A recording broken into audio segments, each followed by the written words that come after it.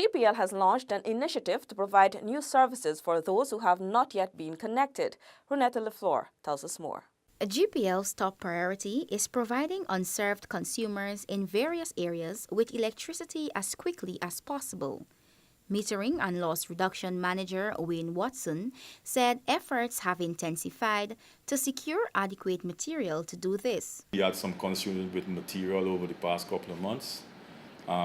All efforts were made to ensure that we have adequate materials now, so we are currently pursuing all outstanding new services throughout the coast, meaning Borabis, East Coast, West Dem, West Coast, Central Georgetown, Essequibo, all over where we have to provide services. Watson noted GPL is working to improve the delivery of services to regular customers.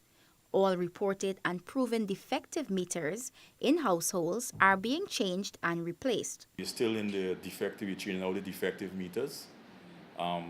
Either those that consumers would have recognized that those meters are defective, and they came in, it was tested and proven defective, or in our loss reduction initiative where the guys go out and do testing and they found the meters defective.